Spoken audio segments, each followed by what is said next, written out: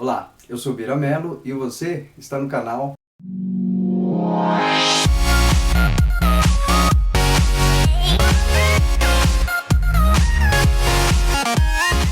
Como eu tinha compartilhado com você, tava fazendo uma pesquisa, né? Porque eu queria falar um pouquinho sobre viajantes no tempo, ou supostos viajantes no tempo. Comecei a pesquisar e eu vi que muitos relatos, na verdade, não eram tão interessantes, porque a ciência provou, né? Estudiosos provaram que não foi viagem no tempo, foi apenas uma forma diferente de ver as coisas ou possibilidades, como por exemplo, né? Aquela mulher que passou no filme de Charlie Chaplin, por exemplo, com um suposto telefone celular, na verdade era um aparelho auditivo, como aquele homem, né? Do hipster, né? Que eles falam viajante hipster lá no Canadá, aquela foto que ele apareceu com roupa futurista e descobriram que não, aquela jaqueta era de um time de hockey do Canadá, muito famoso, e aquele óculos também não era tudo assim. E foi acontecendo e fui vendo que algumas coisas não tinham muito a ver. E como eu tenho propósito sempre de compartilhar algo interessante, eu separei algumas histórias que eu achei muito intrigante e a gente vai estar compartilhando com você agora. Bem, uma das histórias mais intrigantes e interessantes, que até hoje não tem explicação, a não ser a suposta viagem no tempo, é do Marechal do Ar,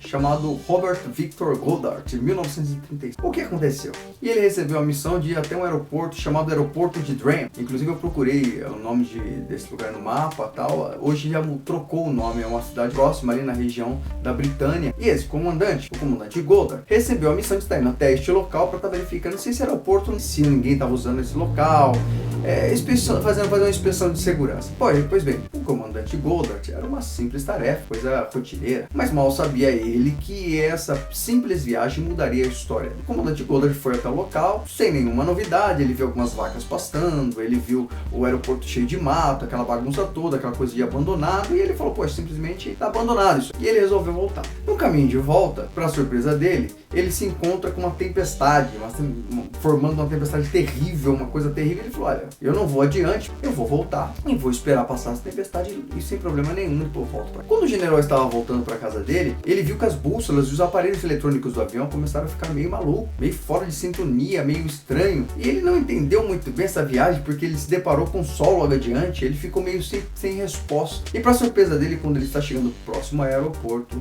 aquele aeroporto abandonado, cheio de vaquinha, aquela coisa bonitinha de quem está abandonado, né, aquelas coisas bem largadas, já não estava mais daquela forma. Aquele aeroporto ele estava com aviões na pista, mecânico trabalhando e, para surpresa de Goddard, ele não conseguiu achar a resposta, porque era muito diferente. Os aviões eram amarelos, totalmente atípico ao conhecimento dele da área aeronáutica. O macacão dos mecânicos também era muito diferente, de cor azul, fora do que ele conhecia da região, e ele ficou muito assustado. E ele só não pensou, acredito eu, que seria forças inimigas ou coisa do tipo, porque ele tinha acabado de sair dali e não tinha nada. Pois bem, ele muito assustado volta para a base dele na Inglaterra, e quando ele está voltando, ele chega e relata para os seus superiores o que aconteceu.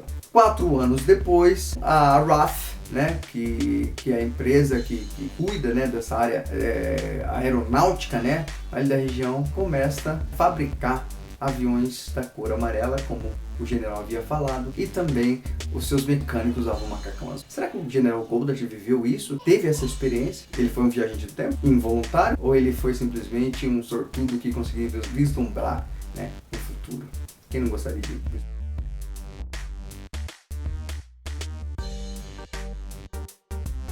Houve um homem chamado Rudolf Hennis, e relatos de 1950 diz que um belo dia, na Times Square, para quem não sabe, é uma avenida muito extremamente movimentada, é uma paulista, né, vamos dizer assim, como se fosse uma avenida paulista, um homem começa a correr na avenida desesperado, como se ele estivesse atordoado, bêbado, sabe? Ele começou a correr totalmente desorientado e por uma fatalidade ele é atropelado. Até então tudo bem, porque homens, de repente ele estava com uma situação difícil, de repente ele estava bêbado, drogado, não se sabe. Porém, quando o corpo dele foi pro IML, eles foram tirar os pertences dele, aí começa a história. Eles descobriram um vale cerveja, um cartão de um suposto estacionamento, e você vai entender porque eu falo suposto estacionamento, e eles também descobriram notas em dinheiro. Até então, você vê algum problema nisso? Não vejo nenhum problema nisso. Porém, aí que vem a história. As notas eram de uma era muito, muito anterior, de 1826.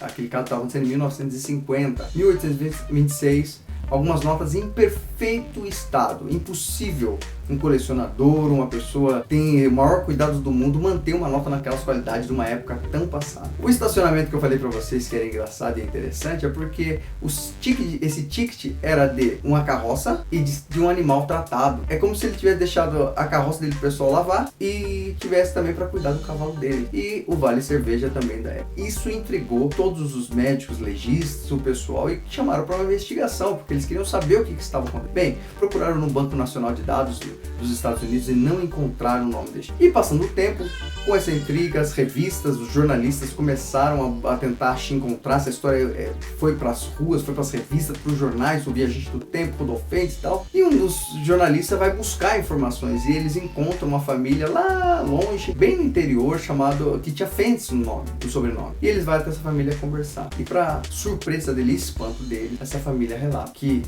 em 1826, um homem de 27, 29 anos de idade, chamado Rudolph Fentz, que era parente deles, some misteriosamente, deixando tudo e não deixando rastro para trás, e nunca mais foi encontrado. Será que esse homem, será que Rudolph Fentz realmente veio do passado? Como ele veio do passado? E como ele foi chegar naquela situação? Aí fica para você e para mim pensar. Esse outro relato é de Andrew Corsing. O que aconteceu? Andrew Corsing, supostamente, um homem que trabalha na Bolsa de Valores sem nenhum problema. Qual o problema que aconteceu? Por que chamou tanta atenção a vida deste homem? A diferença foi que este homem, ele conseguiu, em pouco tempo, investir na Bolsa de Valores em uma circunstância pouco provável de ganho, e em 3 semanas ele conseguiu fazer com que o dinheiro dele subisse para 300 milhões de dólares, algo impensável, fora de probabilidades. Por quê?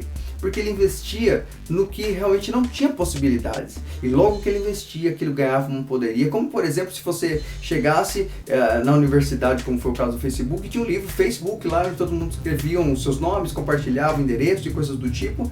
E de repente, um dia isso é lançado na Bolsa de Valores, não vale nada. E você vai lá e investe e um mês depois explode, como por exemplo o Facebook. É de assombro. Pode acontecer? Pode acontecer. Mas isso acontecer 2, 3, 4 vezes seguidas e um cara com 400 dólares se tornar um cara com 300 milhões de dólares é de assustar. Pois bem, a polícia prendeu ele para investigação, para conversar, porque ele poderia ser um suposto charlatão. E a única informação que este homem dá, Andrew diz: eu vim do futuro.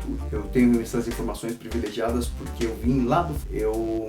Eu quis me beneficiar disso e você pode procurar meu nome, você pode procurar sobre mim no banco de dados nacional, que você não vai encontrar nada sobre mim. Por quê? Porque como eu vim do futuro, eu ainda não nasci. E eles foram, achando ele um louco, um lunático, apesar da sorte muito grande, eles foram pesquisar nome e informar. Para surpresa deles, não existia nada sobre a vida dele. E eles, assustados, vão até ele, pedem mais uma vez para que ele conte a verdade, para que ele possa expressar, e ele só afirmava: eu vim do futuro e eu estou indo de volta. Vocês não encontrarão nada sobre mim e não poderão fazer nada contra mim, porque amaldiçoei. Os policiais continuaram a investigação e, como um passe de mágica, nunca mais encontraram este homem. Ele desapareceu. Andrew era o viajante do tempo? Ele estava falando a verdade? Se ele estava, eu não sei, mas que é muito intrigante. E uma última história que eu acho muito interessante também, que eu achei na internet, foi a famosa história de John Titor, um homem que diz ser um viajante do tempo, que teve funções e responsabilidades e por isso voltou para o passado. O que aconteceu? John Titor diz que no ano de 2000, um homem comentou na internet, naquela época não era como hoje, claro, e ele começou a escrever num bate-papo. Inclusive você pode encontrar em vários lugares, em vários sites, por aí no Google ali, sobre a história de John Titor, ele é muito famoso, todo mundo sabe da história dele. Um homem apareceu numa sala de bate-papo e começou a dizer que ele era viajante do tempo. Ele simplesmente começou a dizer que ele era um homem que veio do futuro e que ele tinha informações legais para compartilhar. Como as pessoas começaram a conversar com ele, elas ficaram curiosas, começaram a perguntar algumas coisas pra ele começou a fazer algumas previsões, perguntaram: mas cara, tá bom, você fala, mas por que você veio pra cá? Qual a finalidade? Você só veio pra passear? O que aconteceu? Ele disse: não vim pra passear. Eu realmente tive uma função, eu fui responsabilizado a voltar na década de 60, porque lá já existia um computador da IBM, e este computador ele tinha uma configuração extremamente importante, e essa configuração deste computador, a condição deste computador vai estar fazendo falta lá no futuro, porque lá vai haver um lapso nos computadores, no sistema lá, que este computador tem a resposta. Então me mandaram vir buscar. Ué, mas se te mandaram vir buscar esse computador da década de 60, o que você está fazendo na década de 2000? Aqui no nosso tempo. E aí ele contou que ele passou para ver família, para ver algumas pessoas, né? Dar uma passeadinha, né? Ver a sogra, ver acertar algumas coisas, né? E ele dizia que ele resolveu fazer algumas previsões e ele resolveu compartilhar essa informação. E as pessoas, os curiosos, começaram a fazer mais perguntas e mais perguntas, pedi pra ele, então tá bom, se você é um viajante do tempo, nos dá uma prova, mostra a sua máquina do tempo pra gente, vai lá e mostra, tira uma foto, faz alguma coisa. Ele falou, pois não, fica preparado que eu vou estar postando essa foto. E não é que ele postou. Se é do tempo eu não sei, mas que ele postou essa máquina e foi intrigante, porque ele explicava com cada funcionamento. Inclusive, quando cientistas foram ver o que ele estava falando, realmente tinha nexo o que ele estava falando. Tudo que ele explicou, como reagia, como era o combustível da máquina, como funcionava a máquina, realmente ele não criou isso realmente existia e ele colocou as informações fidedignas dentro dessas informações. Isso aumentou a credibilidade deste homem e ele ficou muito famoso, muito procurado na internet buscando. Porém, um dia ele chega e diz, olha gente, eu vou embora. Vai acabar, não vou dar mais informações, pergunto o que vocês querem perguntar e eu posso responder, porque eu tenho que voltar para levar adiante a minha responsabilidade. E ninguém acreditou muito que ele ia embora. E ele começou a passar algumas informações e poucos dias depois, nunca mais ele foi encontrado, ele nunca mais foi passado adiante, nunca mais acharam ele na internet e só ficou a desconfiança, o mistério e a nossa curiosidade para saber deste. Legal? Gostou dessa história? Eu acho muito interessante, é algo que nos impressiona, viagem no tempo, buraco de minhoca, dobra de tempo e espaço, essas coisas nos chamam muito, pelo menos para mim, chamam muito a minha atenção, porque como disse Albert Einstein, ele realmente disse que é possível a viagem no tempo. Então toda vez que aparece alguma coisa desse tipo, ele nos chama a nossa atenção. Até porque a gente vê hoje em dia, por uma área 51, alguns lugares muito fechados, em que homens já falam que é possível a rapto de OVNIs e eles já deram tecnologia para viajar no tempo e coisas do tipo. Não se esqueça de compartilhar com seus amigos esse vídeo, se você achou legal, os vídeos que têm sido postos, se você achou interessante, compartilha com seus amigos, siga a gente nas redes sociais, né? Facebook, Twitter. Eu acho legal, você sempre vai estar por dentro dos vídeos novos, né, que estão sendo postados. E não se esqueça de dar um joinha se você achou legal esse vídeo, se essas histórias você achou interessante. Não deixe de ser muito legal, nos ajuda bastante. E se inscreva no canal, faça parte dessa rede, que eu quero que a gente possa trocar informações e continuar compartilhando. Eu fico por aqui, achando sempre muito legal a sua companhia, e a gente segue compartilhando. Até o próximo vídeo.